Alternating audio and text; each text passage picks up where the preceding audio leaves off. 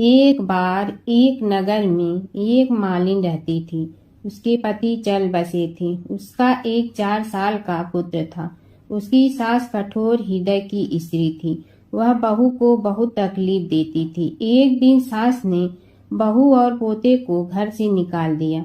वे दोनों रोते हुए चलते चलते एक जंगल में जा पहुंचे। वहां एक बड़े पेड़ के नीचे बैठ गए। वहां से थोड़ी दूर पर एक गणेश जी का मंदिर था। वहां बहुत लोग गणेश जी के दर्शन करने आते थे। दर्शन करके गणेश जी को प्रसाद चढ़ाते थे। फिर वह प्रसाद सबको बांट देते थे। इस प्रसाद से माँ बेटे का गुजारा होने लगा। दोनों गणेश जी की पूजा पाठ में लग गए। एक दिन उन्होंने सोचा क्यों न हम भी जंगल से फूल ला कर बेचें।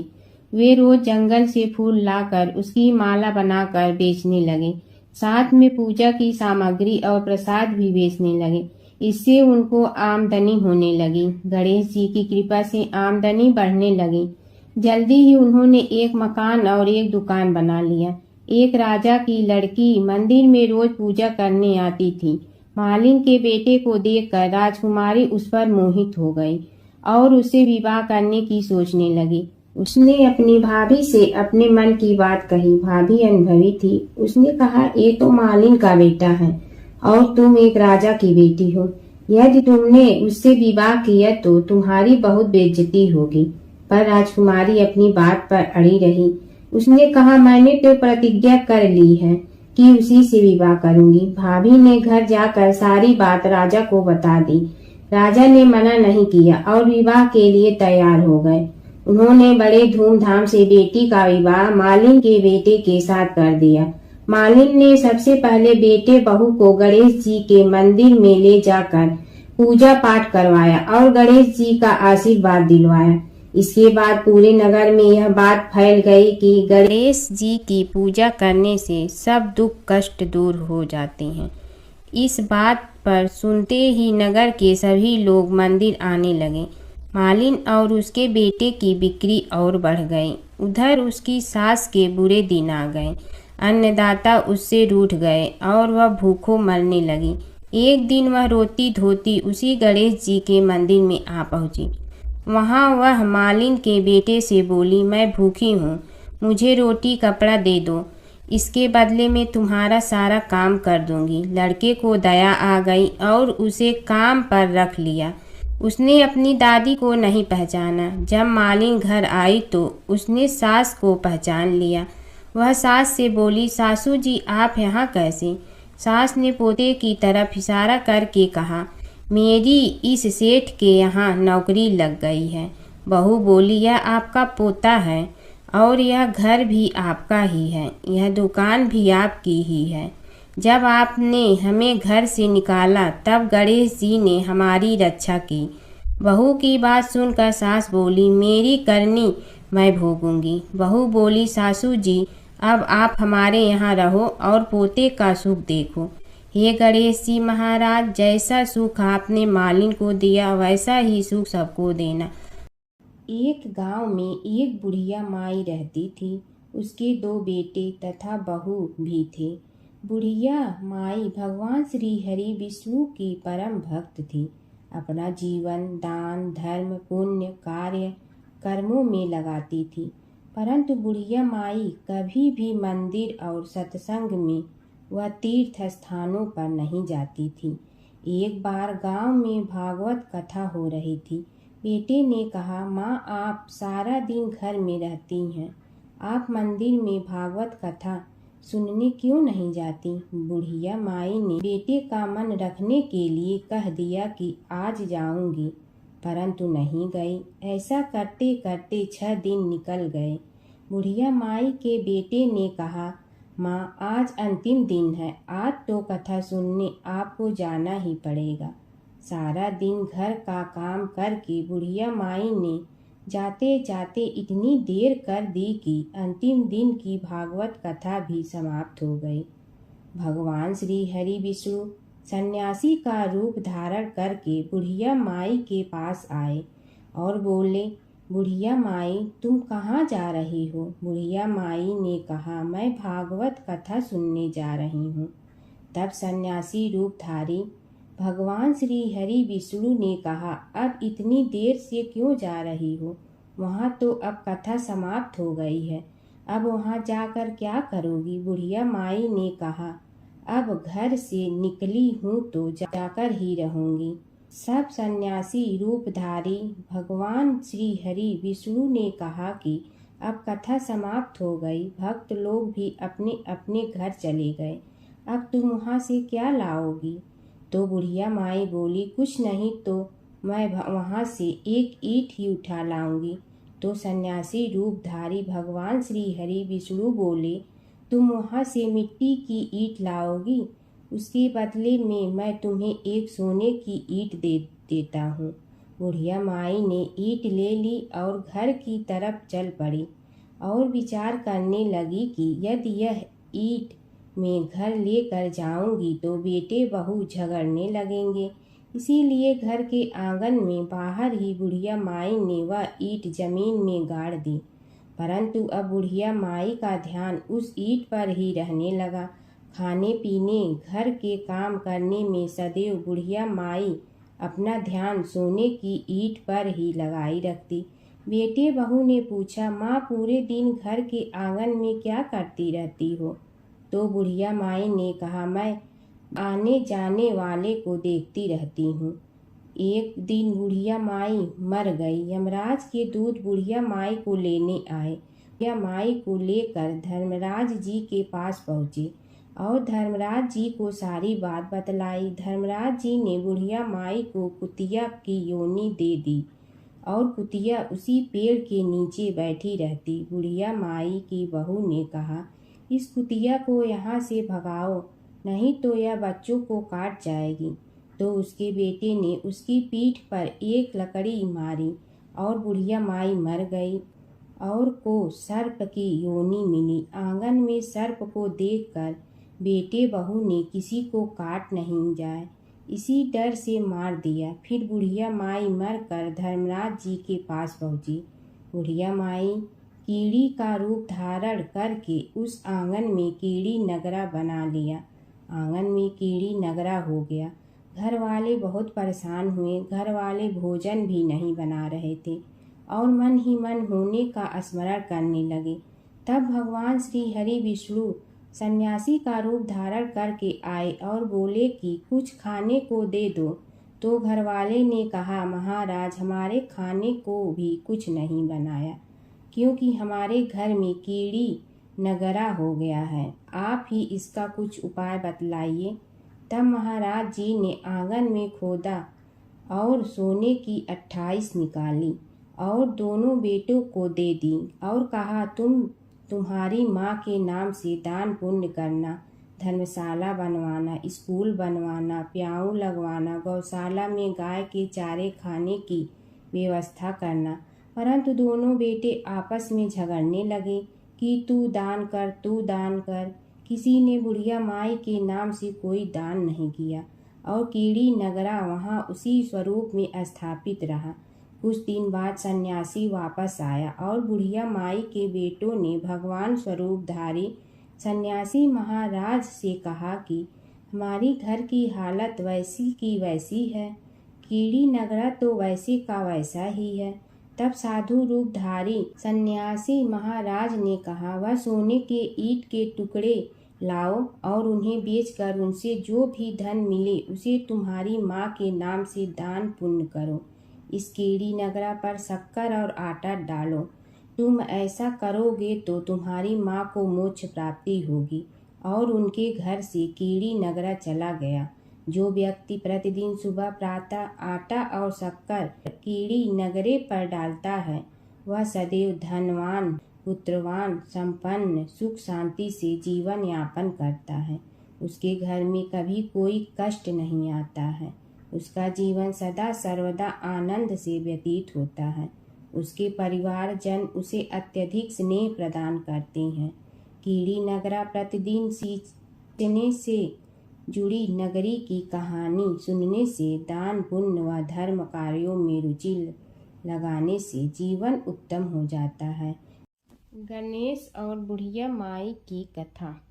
एक बुढ़िया थी, वह बहुत ही गरीब और दृष्टिहीन थी। उसके एक बेटा और बहू थे। वह बुढ़िया सदैव गणेश जी की पूजा किया करती थी। एक दिन गणेश जी प्रकट होकर उस बुढ़िया से बोले, बुढ़िया माँ, तू जो चाहे सो मांग ले। बुढ़िया बोली, मुझे तो मांगना नहीं आता, कैसे और क्या मांगूं। तब गणेश जी बोले, अपने बहू बेटे से पूछ कर मांग ले। तब बुढ़िया ने अपने बेटे से कहा, गणेश जी कहते हैं तू कुछ मांग ले, बता मैं क्या मांगूं। पुत्र ने कहा, माँ तू धन मांग ले। बहू से पूछा तो बहू ने कहा, नाती मांग ले। तब बुढ़िया ने सोचा कि ये तो अपने अपने मतलब की बात कर रहे हैं। अतः उस बुढ़िया ने पड़ोसन से पूछा तो उन्होंने कहा, बुढ़िया तू तो थोड़े दिन जियोगी, क्यों तू धन मांगो और क्यों नाती मांगे। तू तो अपनी आंखों की रोशनी मांग ले, जिससे तेरी जिंदगी आराम से कट जाए। इस पर बुढ़िया बोली, यदि आप प्रसन्न है तो मुझे 9 करोड़ की माया दे, निरोगी काया दे, अमर सुहाग दे, आंखों की रोशनी दे, नाती दे, पोता दे और सब परिवार को सुख दे और अंत में मोक्ष दे। यह सुनकर तब गणेश जी बोले, बुढ़िया माँ, तुमने तो हमें ठग लिया। फिर भी जो तूने मांगा है वचन के अनुसार सब तुझे मिलेगा। और यह कहकर गणेश जी अंतर ध्यान हो गए। उधर बुढ़िया माँ ने जो कुछ मांगा वह सब कुछ मिल गया। हे गणेश जी महाराज, जैसे तुमने उस बुढ़िया माँ को सब कुछ दिया वैसे ही सबको देना। बुढ़िया माई को मुक्ति दी। तुलसी माता की कथा। एक बुढ़िया माई तुलसी जी को सींचती और कहती कि हे तुलसी माता, सत की दाता, मैं तेरा बिडला सींचती हूँ, मुझे बहू दे, पीताम्बर की धोती दे, मीठा मीठा घास दे, बैकुंठा में वास दे, चटक की चाल दे, पटक की मोत दे, चंदन का काठ दे, रानी सा राज दे, दाल भात का भोजन दे, 11 की मौत दे, कृष्ण जी का कंधा दे। तब तुलसी माता यह सुनकर सूखने लगी। तो भगवान ने पूछा कि हे तुलसी, तुम क्यों सूख रही हो। तुलसी माता ने कहा कि एक बुढ़िया रोज आती है और यही बात कह जाती है, मैं सब बात तो पूरा कर दूंगी, लेकिन कृष्ण का कंधा कहाँ से लाऊंगी। तो भगवान बोले, जब वो मरेगी तो मैं अपने आप कंधा दे आऊँगा, तू बुढ़िया माई से कह देना। जब बुढ़िया माई मर गई, सब लोग आ गए। जब माई को ले जाने लगे तो वह किसी से न उठी। तब भगवान एक 12 बरस के बालक का रूप धारण करके आए। बालक ने कहा, मैं कान में एक बात कहूँगा तो बुढ़िया माई उठ जाएगी। बालक ने कान में कहा, बुढ़िया माई मन की निकाल ले, पीताम्बर की धोती ले, मीठा मीठा घास ले, बैकुंठा का वास ले, चटक की चाल ले, पटक की मोत ले, कृष्ण जी का कंधा ले। यह सुनकर बुढ़िया माई हल्की हो गई। भगवान ने कंधा दिया और बुढ़िया माई को मुक्ति मिल गई। हे तुलसी माता, जैसे बुढ़िया माई को मुक्ति दी वैसे सबको देना। जमुना की कहानी। प्राचीन समय में एक गांव था जिसमें 2 बहनें रहा करती थी। एक बहन का नाम गंगा था तो दूसरी बहन का नाम जमुना था। एक बार दोनों बहनें एक साहूकार के खेत से गुजर रही थी तो जमुना ने 13 दाने जौ के तोड़ लिए, जिसे देख गंगा बोली कि तुझे तो ग्रहण लग गया, तूने चोरी की है। इस पर जमुना बोली कि अब मेरा ग्रहण कैसे धुलेगा। गंगा ने कहा कि तुझे 12 साल तक साहूकार के यहाँ नौकरी करनी पड़ेगी, तभी तेरा पाप धुलेगा और ग्रहण से मुक्ति मिलेगी। जमुना साहूकार के यहाँ नौकरी के लिए जाती है और अपने लिए काम मांगती है। साहूकार उसे काम पर रख लेता है, लेकिन काम करने से पहले जमुना उसे कहती है कि मैं सारे काम करूंगी लेकिन 4 काम नहीं करूंगी। जूठे बर्तन नहीं मांजूंगी, झाड़ू नहीं लगाऊंगी, बिस्तर नहीं बिछाऊंगी और दिया नहीं जलाऊंगी।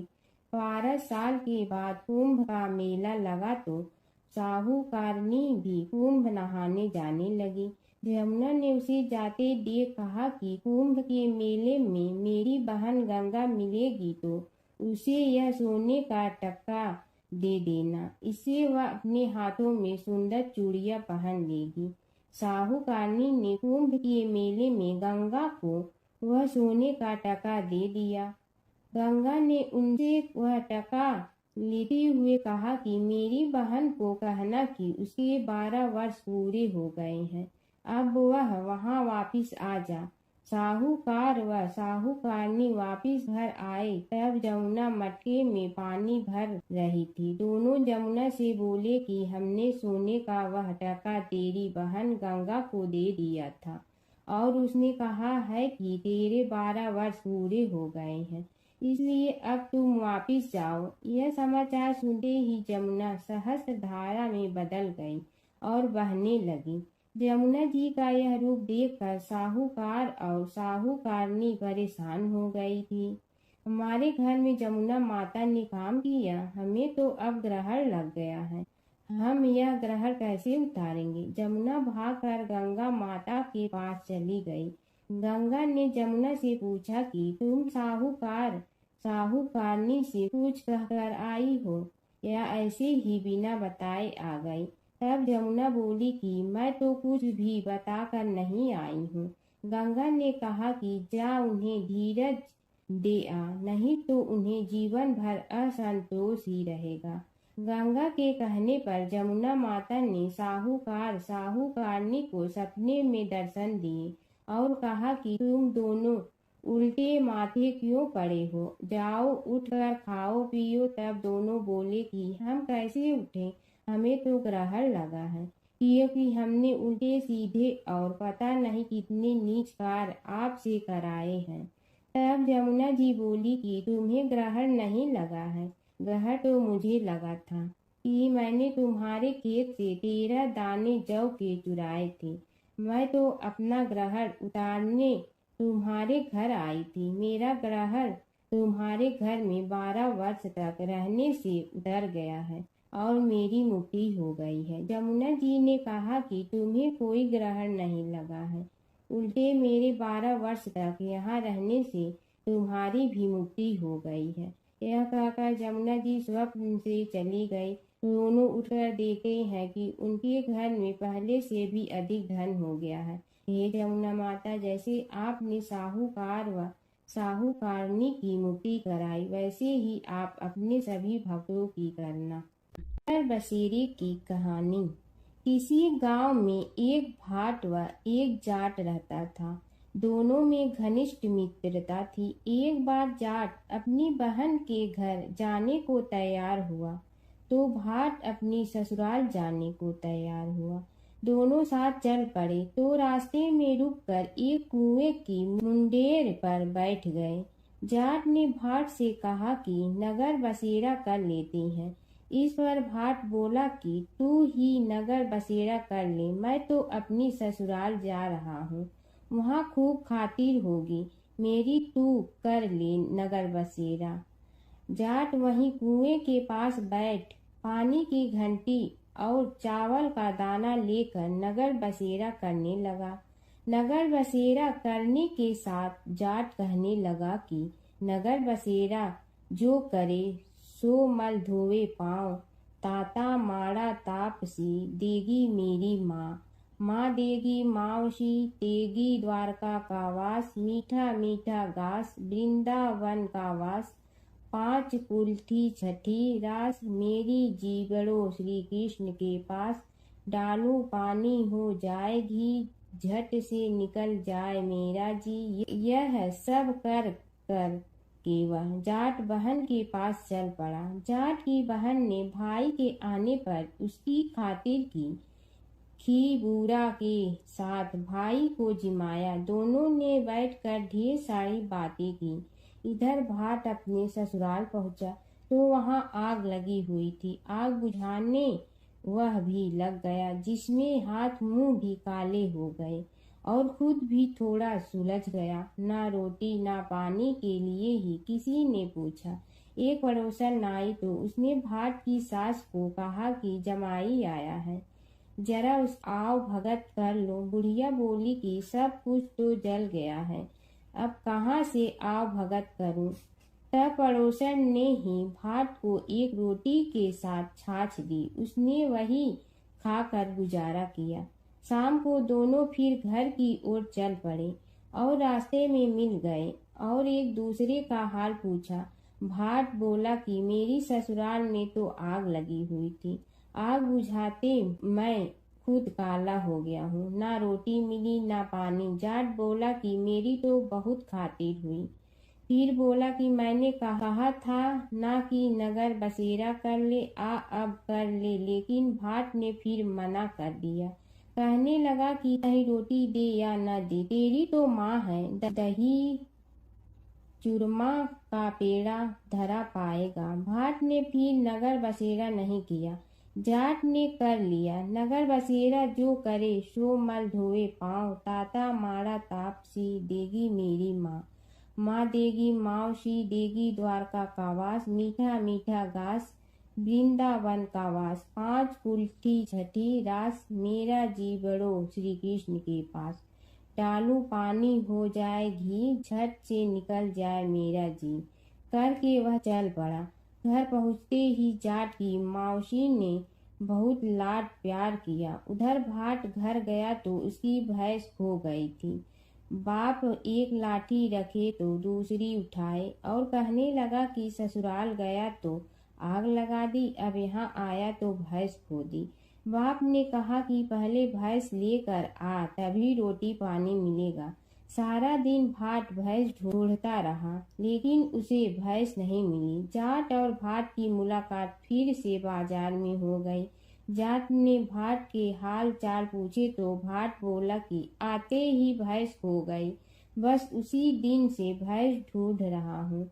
रोटियां का तो पूछो ही मत। जाट ने कहा कि मैंने तो पहले ही कहा था कि नगर बसेरा कर ले। जाट की बात सुनकर भाट बोला कि तेरे नगर बसेरे में इतनी ताकत है तो चल अब कर लेते हैं। दोनों ने बैठकर नगर बसेरा किया। नगर बसेरा जो करे सो मल धोवे पाँव, ताता मारा तापसी देगी मेरी माँ, माँ देगी मौसी देगी द्वारका का वास, मीठा मीठा घास वृंदावन का वास, 5 कुल्ठी छठी रास, मेरा जीवड़ो श्री कृष्ण के पास। डालू पानी हो जाए घी, झट से निकल जाए मेरा जी। दोनों के नगर बसेरा करने पर भाट जैसे ही आगे बढ़ा तो उसकी खोई भैंस मिल गई, जिसे लेकर घर पहुंचा। घर पहुंचते ही माँ ने कहा कि लड़के को आते ही घर से निकाल दिया, सारे दिन से ये भूखा प्यासा भटक रहा है। यह कहकर उसकी माँ ने उसको खूब खिलाया पिलाया। इस घटना के बाद सारे नगर में ढिंढोरा पिटवा गया कि तब कोई अपने पीहर या सास से आते जाते नगर बसेरा करें। जैसे भाट को नगर बसेरा करने का फल मिला, वैसे ही हर किसी को मिलती है। माता सीता की कथा।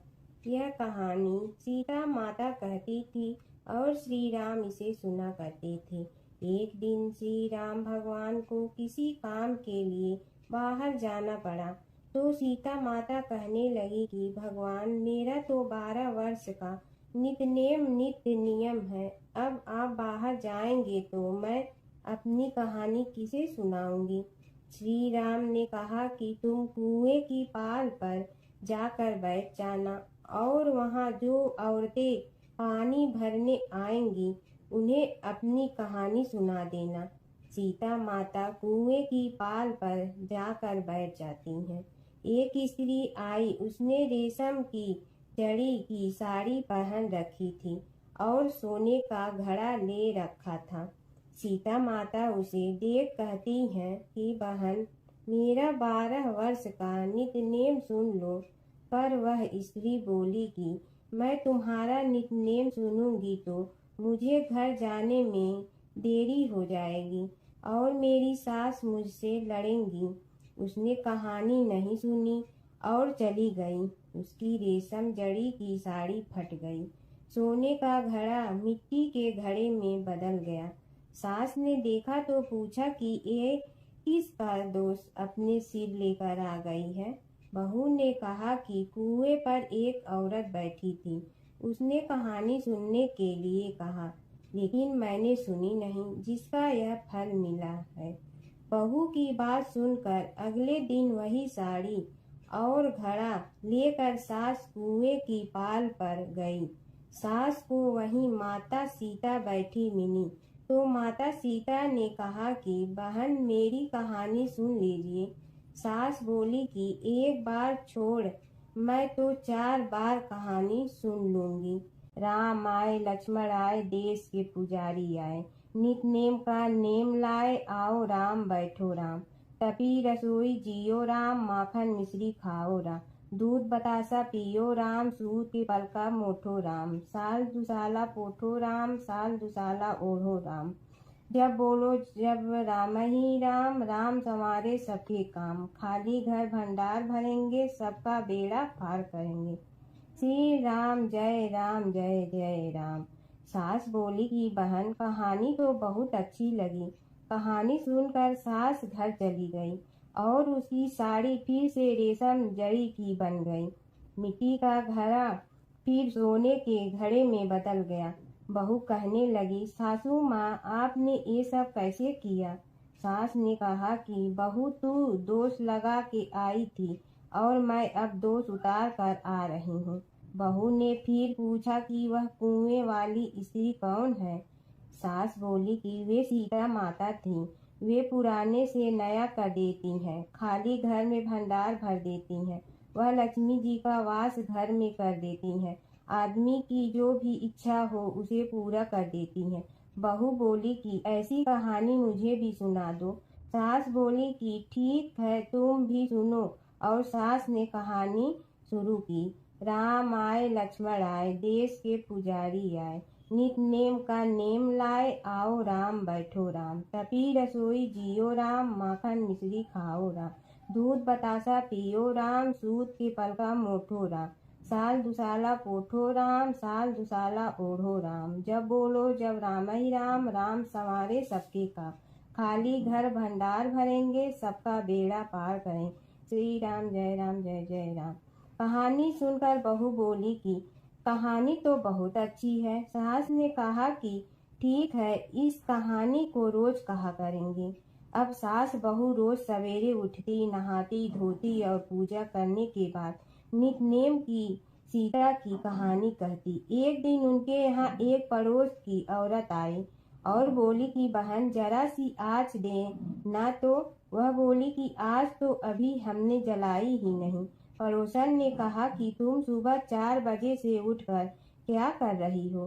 फिर उन्होंने कहा कि सुबह उठकर हम पूजा करते हैं, फिर सीता माता की नित नेम की कहानी कहते हैं।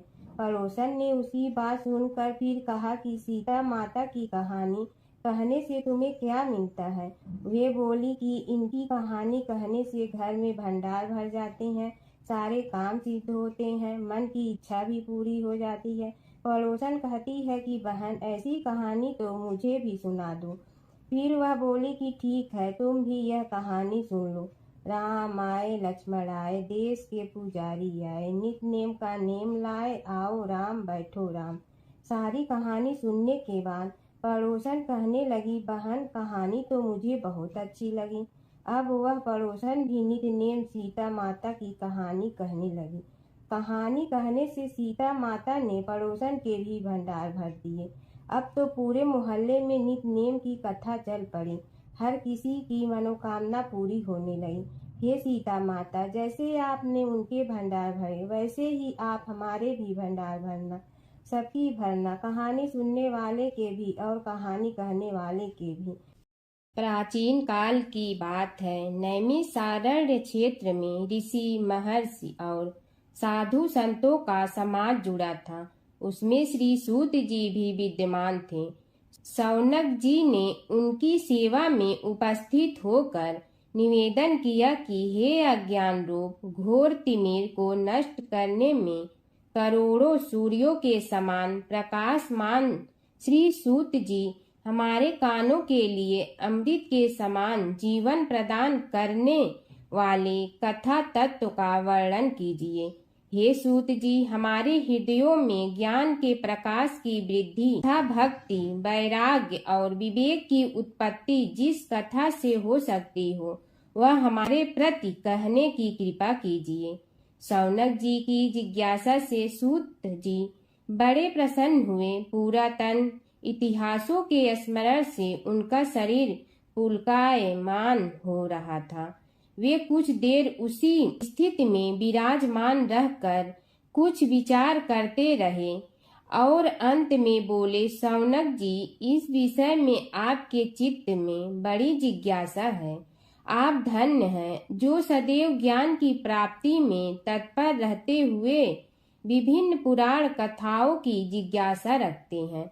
आज मैं आपको ज्ञान के परम स्रोत रूप श्री गणेश जी का जन्म कर्म रूप चरित्र सुनाऊंगा।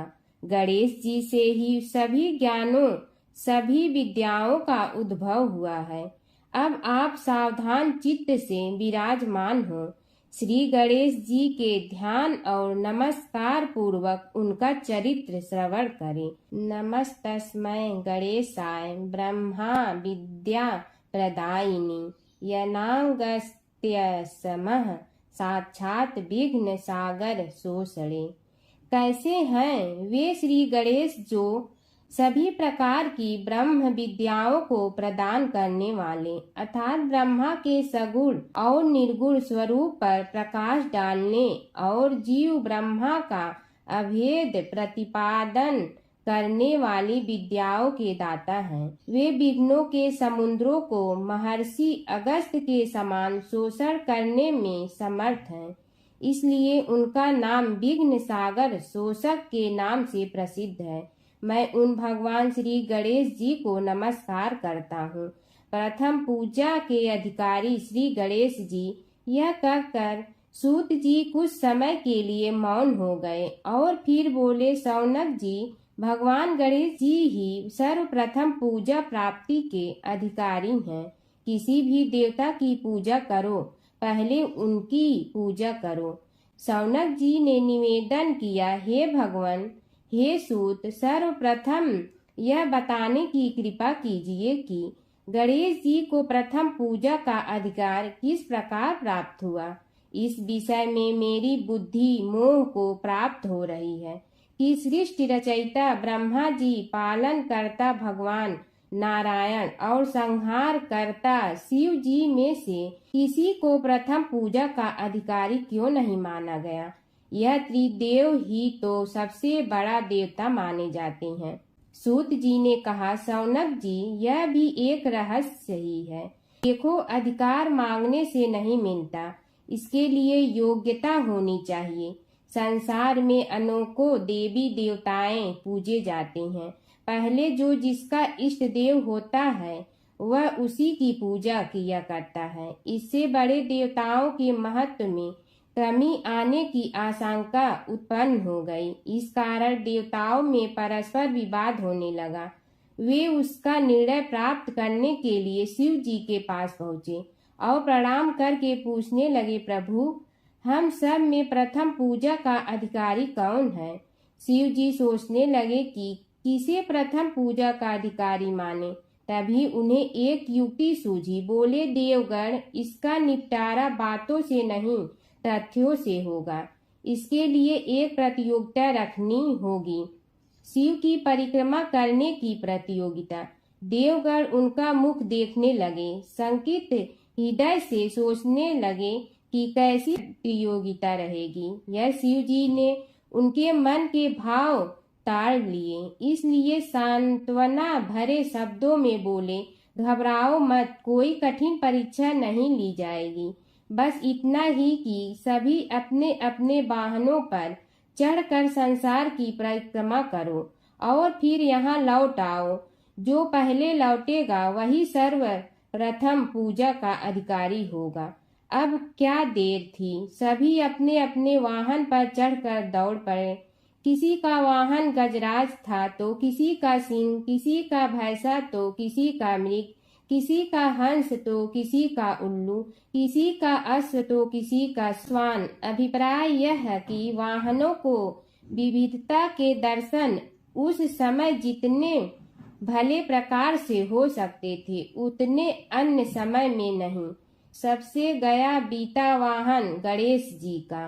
था मूषक, उससे चूहा भी कहते हैं। ऐसे वाहन के बल भरोसे इस प्रतियोगिता में सफल होना तो क्या, सम्मिलित होना भी हास्यास्पद है। गणेश जी ने सोचा, छोड़ो, क्या होगा प्रतियोगिता में भाग लेने से, हम तो यहाँ बैठे रह कर ही तमाशा देखेंगे। वे बहुत देर तक विचार करते रहे। अंत में उन्हें एक युक्ति सूझी। शिव जी स्वयं ही जगदाता हैं, यह संसार उन्हीं का प्रतिबिंब है, तब क्यों न इन्हीं की परिक्रमा कर ली जाए। इनकी परिक्रमा करने से ही संसार की परिक्रमा हो जाएगी। ऐसा निश्चय कर उन्होंने मूषक पर चढ़कर शिव जी की परिक्रमा की और उनके समक्ष जा पहुँचे। शिव जी ने कहा, तुमने परिक्रमा पूर्ण कर ली? उन्होंने उत्तर दिया, जी हाँ। शिव जी सोचने लगे कि इसे तो यहीं घूमते हुए देखा, फिर परिक्रमा कैसे कराया। देवताओं का परिक्रमा करके लौटना आरंभ हुआ और उन्होंने गणेश जी को वहां बैठे देखा तो माथा ठनक गया। फिर भी साहस करके बोले, अरे तुम विश्व की परिक्रमा के लिए नहीं गए? गणेश जी ने कहा, अरे मैं कब का यहाँ आ गया। देवता बोले, तुम्हें तो कहीं भी नहीं देखा। गणेश जी ने उत्तर दिया, देखते कहाँ से, समस्त संसार शिव जी में विद्यमान है। इनकी परिक्रमा करने से ही संसार की परिक्रमा पूर्ण हो गई। सूत जी बोले, शौनक, इस प्रकार गणेश जी ने अपनी बुद्धि के बल पर ही विजय प्राप्त कर ली। उनका कथन सत्य था, इसलिए कोई विरोध करता भी तो कैसे। बस उसी दिन से गणेश जी की प्रथम पूजा होने लगी। सूत जी बोले, हे शौनक जी, यह एक तथ्य है कि गणेश जी ही उसके पात्र हैं। वे बड़े देवता का भी कार्य सिद्धि में विघ्न उपस्थित होने पर उन विघ्न राज का आश्रय न लिया हो। हे शौनक, वे देव भी बड़े दयालु हैं। नाम तो शिव जी का ही आशुतोष है, किंतु वे सर्वात्मा और सर्वरक्षक प्रभु तो शिव जी की अपेक्षा भी शीघ्र ही प्रकट हो जाते हैं। उनका भक्त कभी किसी संकट में नहीं पड़ता।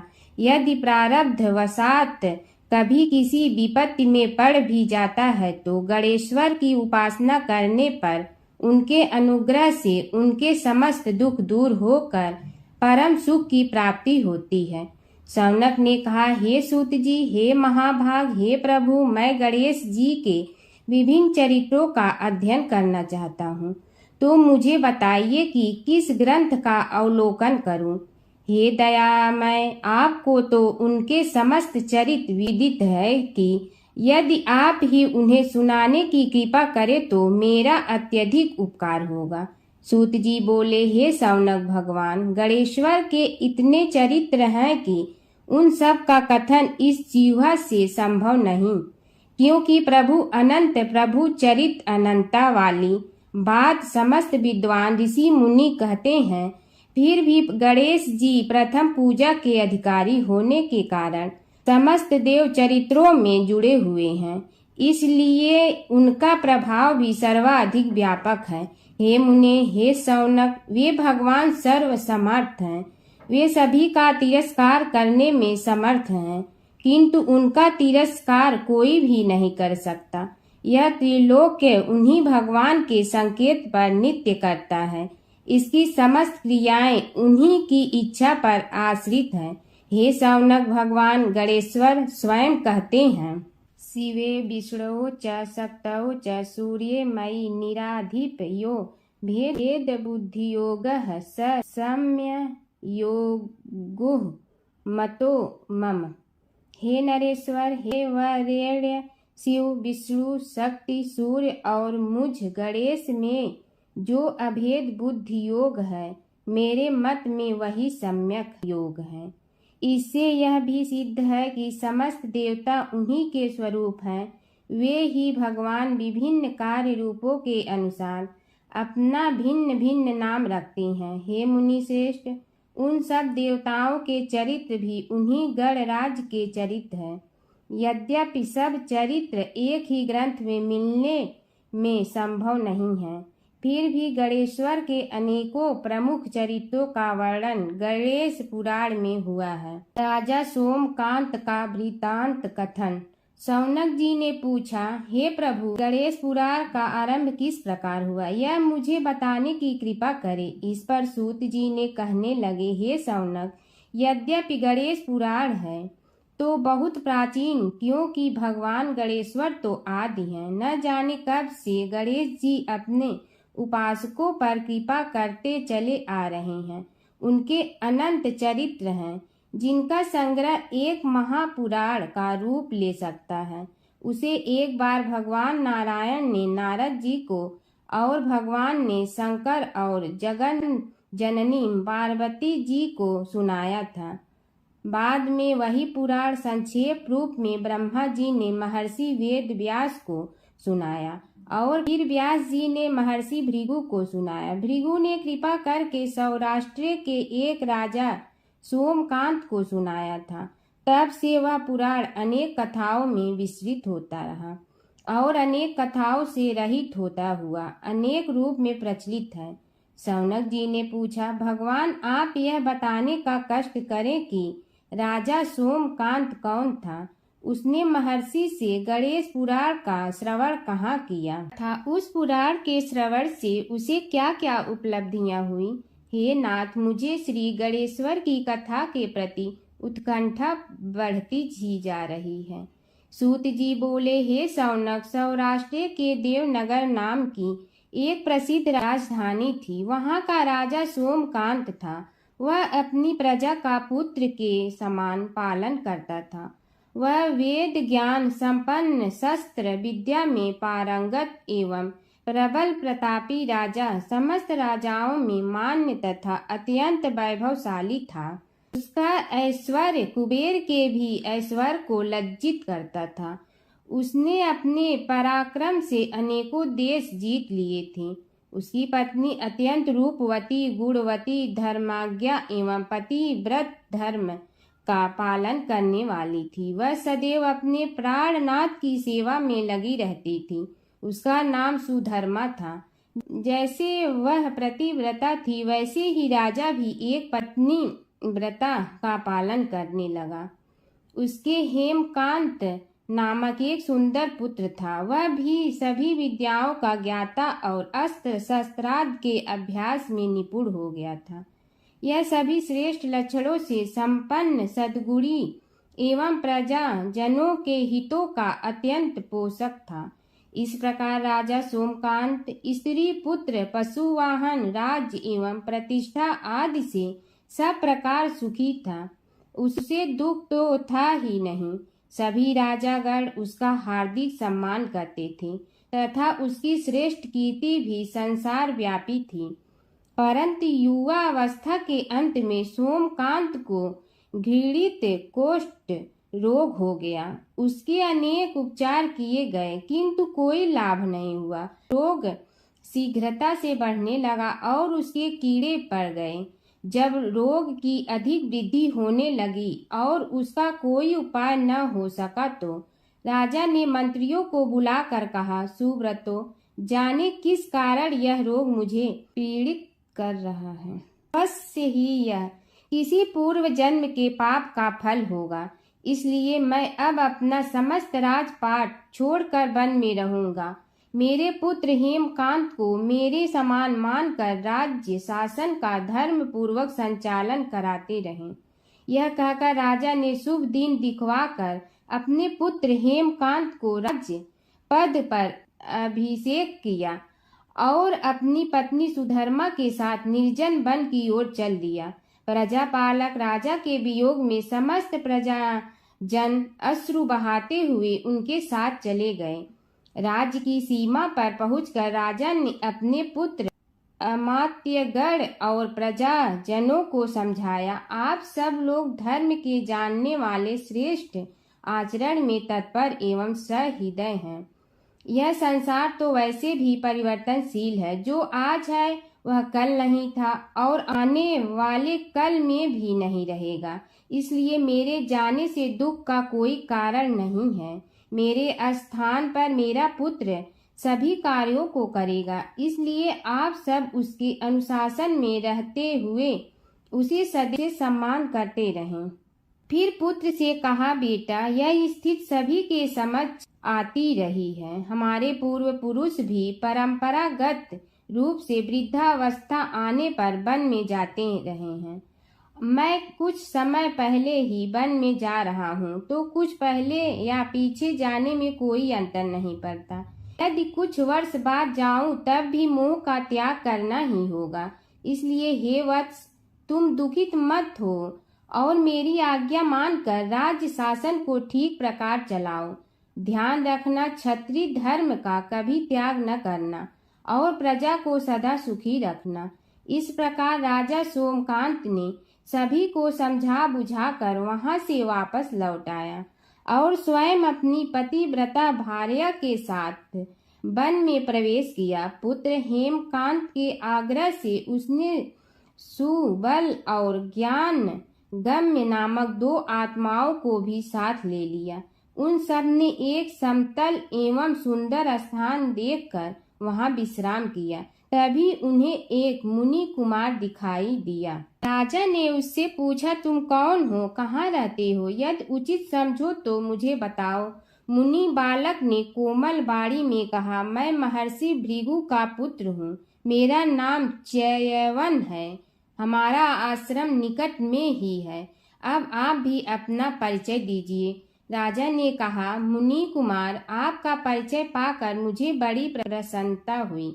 मैं सौराष्ट्र के देवनगर नामक राज्य का अधिपति रहा हूँ। अब अपने पुत्र को राज्य देकर मैंने अरण्य की शरण ली है। मुझे कुष्ठ रोग अत्यंत पीड़ित किए हुए हैं। उसकी निवृत्ति का कोई उपाय करने वाला हो तो कृपा कर मुझे बताइए। मुनि कुमार ने कहा, मैं अपने पिताजी से अपना वृतांत कहता हूँ, फिर वे जैसा कहेंगे आपको बताऊंगा।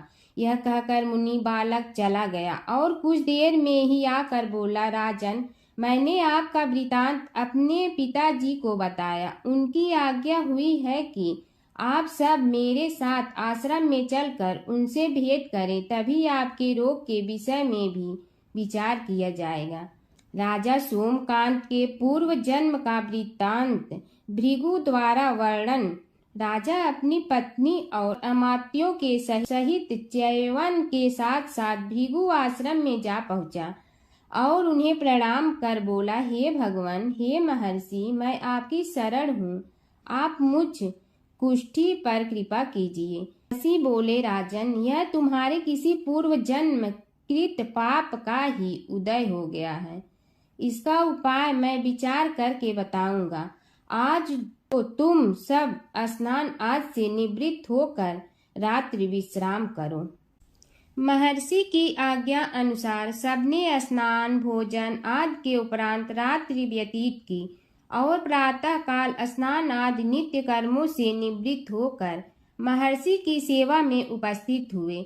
महर्षि ने कहा, राजन, मैंने तुम्हारे पूर्व जन्म का वृतांत जान लिया हूँ और यह भी विदित कर लिया है कि किस पाप के फल से तुम्हें इस रोग की प्राप्ति हुई है। यदि तुम चाहो तो उसे सुना दूं। राजा ने हाथ जोड़कर निवेदन किया, बड़ी कृपा होगी मुनिनाथ, मैं उसे सुनने के लिए उत्कंठित हूँ। महर्षि ने कहा, तुम पूर्व जन्म में एक धनवान वैश्य के लाडले पुत्र थे। वह वैश्य विंध्याचल के निकट कौलहार नामक ग्राम में निवास करता था। उसकी पत्नी का नाम सुलोचना था। तुम उसी वैश्य दंपत के पुत्र हुए। तुम्हारा नाम कामद था। तुम्हारा लालन पालन बड़े लाड चाव से हुआ। उन्होंने तुम्हारा विवाह एक अत्यंत सुंदरी वैश्य कन्या से कर दिया था, जिसका नाम कुटुम्बिनी था। यद्यप तुम्हारी भार्या सुशीला थी और तुम्हें सदैव धर्म में निरत देखना चाहती थी, किंतु तुम्हारा स्वभाव वासनांध होने के कारण दिन प्रतिदिन उज्जवल होता जा रहा था। किंतु माता पिता भी धार्मिक थे, इसलिए उनके सामने तुम्हारी उज्ज्वलता दबी रही। परंतु माता पिता की मृत्यु के बाद तुम निरंकुश हो गए और अपनी पत्नी की बात भी नहीं मानते थे। तुम्हें अनाचार में प्रवृत्त देखकर उसे दुख होता था, तो भी उसका कुछ बस न चलता था। तुम्हारी उन्मत्तता चरम सीमा पर थी। अपनों से भी द्वेष और क्रूरता का व्यवहार किया करते थे, हत्या आदि कराते थे। तुम्हारे लिए सामान्य बात हो गई। पीड़ित व्यक्तियों ने तुम्हारे विरुद्ध राजा से पुकार की, अभियोग चला और तुम्हें राज्य की सीमा से भी बाहर चले जाने का आदेश हुआ। तब तुम घर छोड़कर किसी निर्जन वन में रहने लगे। उस समय तुम्हारा कार्य लोगों को लूटना और हत्या करना ही रह गया। एक दिन मध्याह्न काल था। गुणवर्धक नामक एक विद्वान ब्राह्मण उधर से निकला। बेचारा अपनी पत्नी को लिवाने के लिए ससुराल जा रहा था। तुमने उस ब्राह्मण युवक को पकड़कर लूट लिया।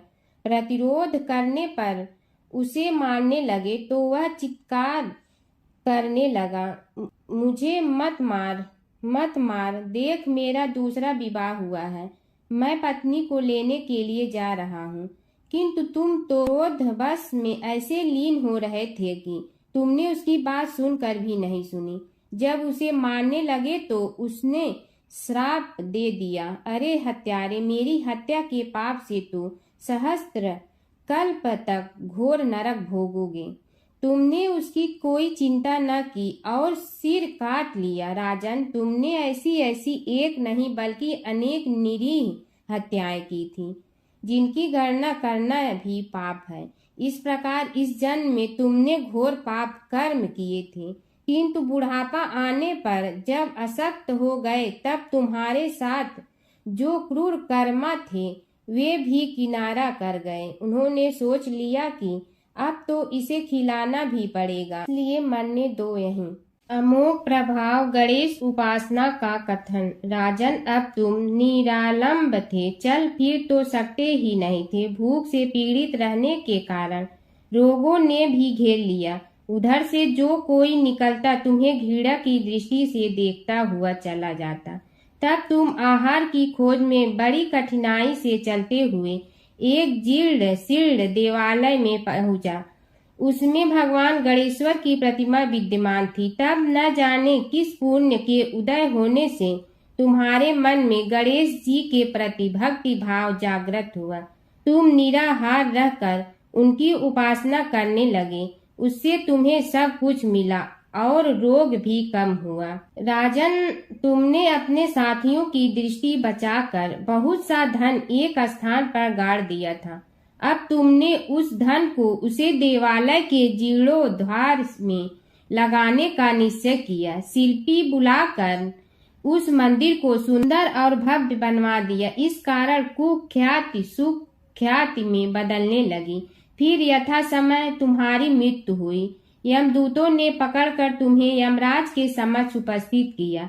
यमराज तुमसे बोले, जीव, तुमने पाप और पुण्य दोनों ही किए हैं और दोनों का ही भोग तुम्हें भोगना है, किंतु पहले पाप का फल भोगना चाहते हो पुण्य का। इसके उत्तर में तुमने प्रथम अपने पुण्य कर्मों के भोग की इच्छा प्रकट की और इसीलिए उन्होंने तुम्हें राजकुल में जन्म लेने के लिए भेज दिया। पूर्व जन्म में तुमने भगवान गणाध्यक्ष का सुंदर एवं भव्य मंदिर बनवाया था, इसलिए तुम्हें सुंदर देह की प्राप्ति हुई। यह कहकर महर्षि भृगु कुछ रुके। उन्होंने देखा कि राजा को इस वृतांत पर शंका हो रही है।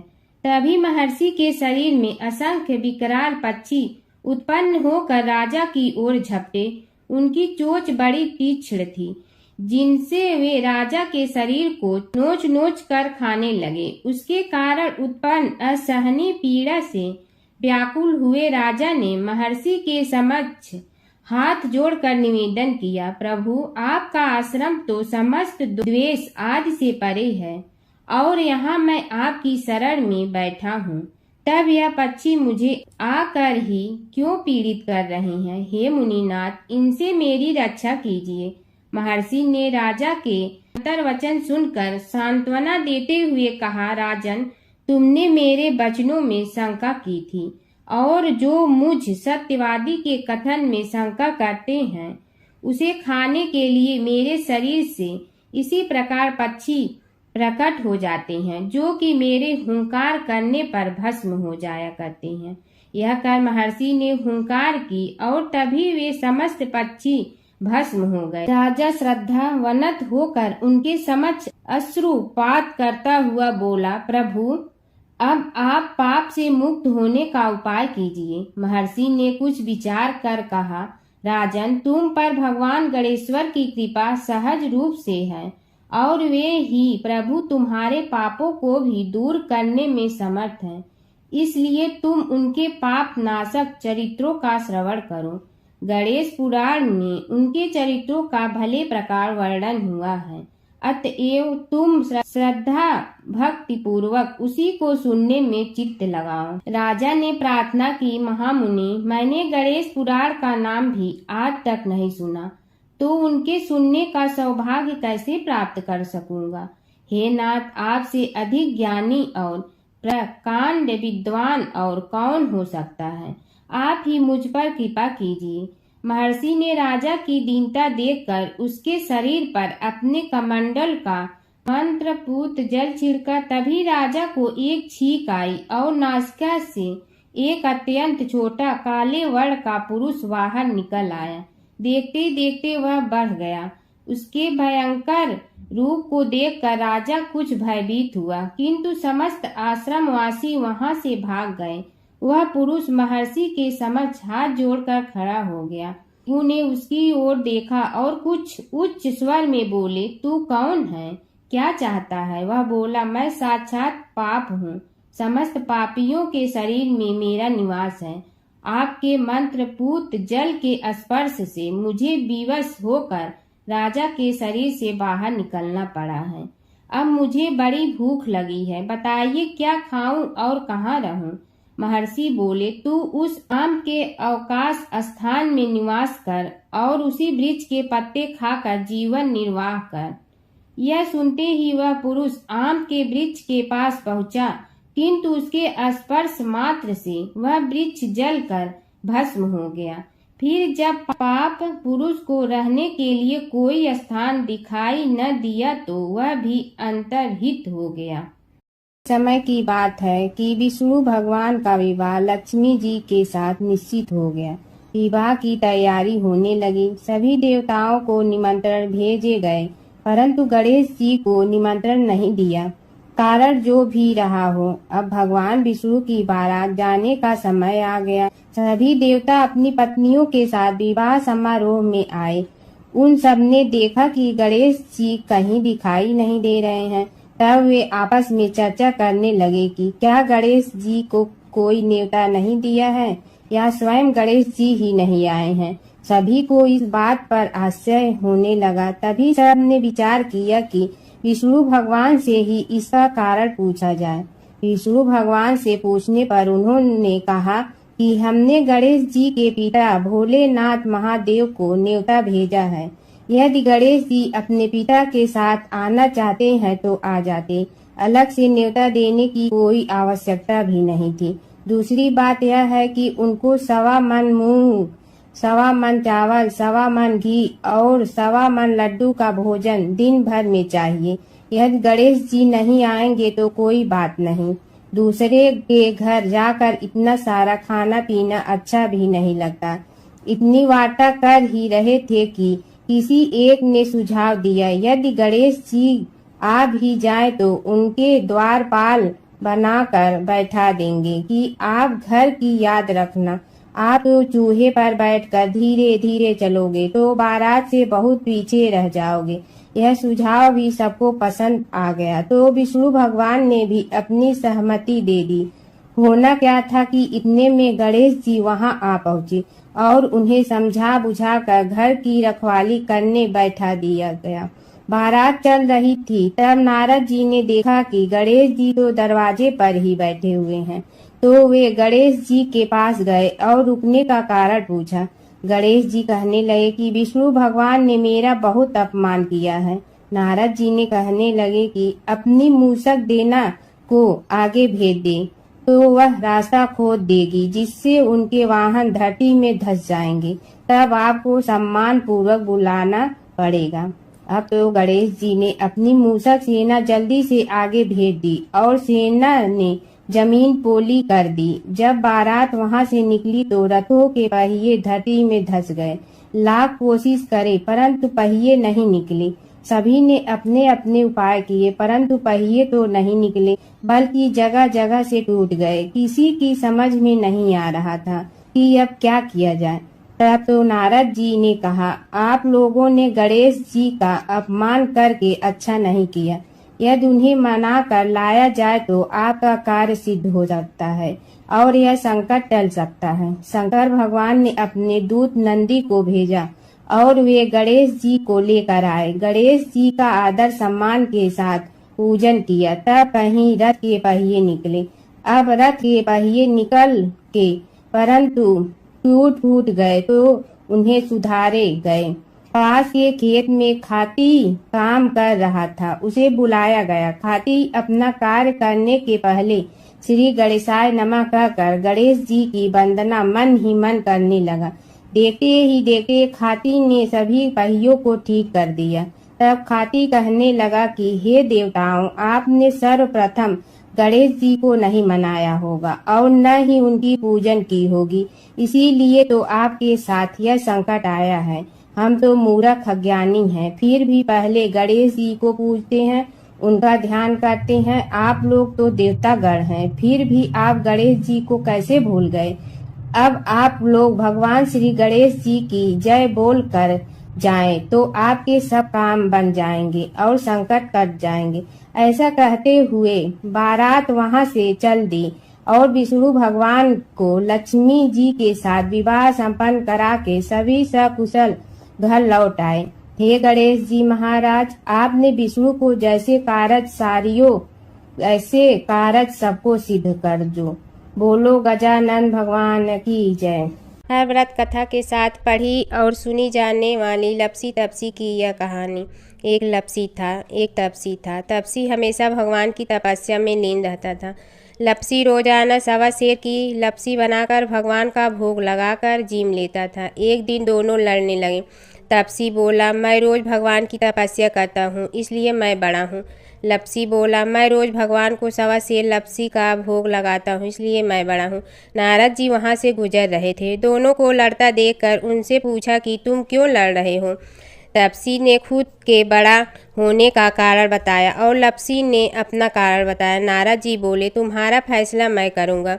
दूसरे दिन लपसी और तपसी नहाकर अपनी रोज की भक्ति करने आए तो नारद जी ने छुपकर 1.25 करोड़ की एक एक अंगूठी उन दोनों के आगे रख दी। तपसी की नज़र उस अंगूठी पर पड़ी जो उसने चुपचाप अंगूठी उठाकर अपने नीचे दबा ली। तब लपसी की नज़र अंगूठी पर पड़ी, लेकिन उसने ध्यान नहीं दिया। भगवान को भोग लगाकर लपसी खाना खाने लगा। नारद जी सामने आए तो दोनों ने पूछा कि कौन बड़ा, तो नारद जी ने तपसी से खड़ा होने को कहा। वो खड़ा हुआ तो उसने नीचे दबी अंगूठी दिखाई पड़ी। नारद जी ने लपसी से कहा, तपस्या करने के बाद भी तुम्हारी चोरी करने की आदत नहीं गई, इसलिए लपसी बड़ा है और तुम्हें तुम्हारी तपस्या का कोई फल भी नहीं मिलेगा। तपसी शर्मिंदा होकर माफ़ी मांगने लगा। उसने नारद जी से पूछा, मुझे मेरी तपस्या का फल कैसे मिलेगा। नारद जी ने कहा, यदि कोई गाय और कुत्ते की रोटी नहीं बनाएगा तो फल तुम्हें मिलेगा। यदि कोई ब्राह्मण को भोजन करवा कर दक्षिणा नहीं देगा तो फल तुम्हें मिलेगा। यदि कोई साड़ी के साथ ब्लाउज नहीं देगा तो फल तुझे मिलेगा। यदि कोई दिए से दिया जलाएगा तो फल तुम्हें मिलेगा। यदि कोई सारी कहानी सुने लेकिन तुम्हारी कहानी नहीं सुने तो फल तुझे मिलेगा। उसी दिन से हर व्रत कथा कहानी के साथ लपसी तपसी की कहानी भी सुनी और कही जाती है। ओम जय जगदीश हरे, स्वामी जय जगदीश हरे। भक्त जनों के संकट क्षण में दूर करे। ओम जय जगदीश हरे। जो ध्यावे फल पावे, दुख बिन दे मन का। सुख संपत्ति घर आवे, कष्ट मिटे तन का। ओम जय जगदीश हरे। मात पिता तुम मेरे शरण कहूँ किसकी, तुम विनय और न दूजा आस करूँ जिसकी। ओम जय जगदीश हरे। तुम पूरण परमात्मा तुम अंतर्यामी, पार ब्रह्म परमेश्वर तुम सबके स्वामी। ओम जय जगदीश हरे। तुम बिंदा के सागर तुम पालन करता, मैं मूरख कल काम कृपा करो भरता। ओम जय जगदीश हरे। तुम हो ये कय गोचर सबके प्राणपति, किस विधि मिलूं दया में तुमको मैं कुमति। ओम जय जगदीश हरे। दीन बंधु दुख हरता तुम रक्षक मेरे, अपने हाथ उठाओ द्वार पड़ा तेरे। ओम जय जगदीश हरे। विषय विकार मिटा पाप हरो देवा, श्रद्धा भक्ति बढ़ाओ संतन की सेवा। ओम जय जगदीश हरे। तन मन धन सब तेरा, स्वामी सब कुछ है तेरा, तेरा तुझको अर्पण क्या लागे मेरा। ओम जय जगदीश हरे। जय जगदीश हरे। स्वामी जय जगदीश हरे। भक्त जनों के संकट चरण में दूर करे। ओम जय जगदीश हरे। स्वामी जय जगदीश हरे।